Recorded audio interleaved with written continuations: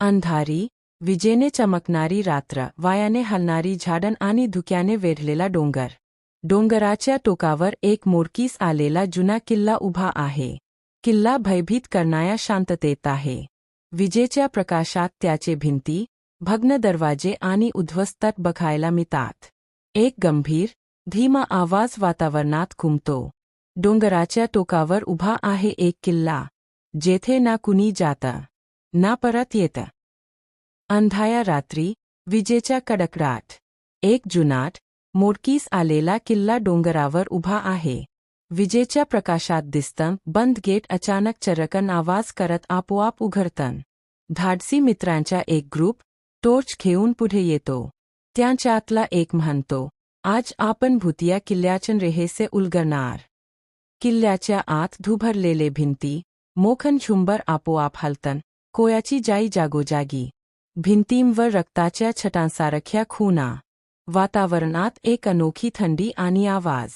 दारं आपोआप बंद होतात, आणि मुलांच्या चेहऱ्यावर भय. किल्ल्याच्या आतला अंधार, टॉर्चची क्षीण प्रकाशरेषा. मुलांचा ग्रुप भीतीने सावध.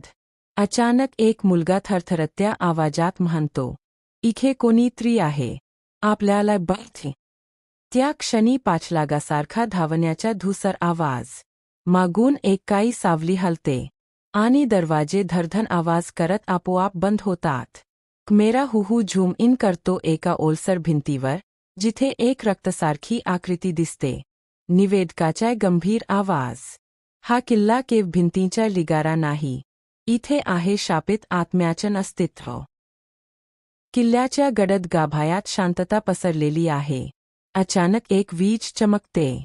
त्या प्रकाशात एका खिडकीत झळकते एक पाण्याच्या साडीतली आकृती. तिचा चेहरा थरकापजनक, पोक डोळे, ओठावर विकृत हास्य, आणि एक भेसूर नजर थेट मुलांकडे. सर्व मुले एकत्र भीतीने ओरडतात. पहा! आकृती अचानक खिडकीतून अदृश्य होते, आणि किल्ल्याच्या भिंतींवर अज्ञात आवाज घुमतो. वायाचा झपाटा आणि पायांच्या धावण्याचा आवाज मागे उरतो. भीतीने धावत असलेली मुले. मागून धुसर आवाज, सावल्या, अचानक वायाचा झपाटा.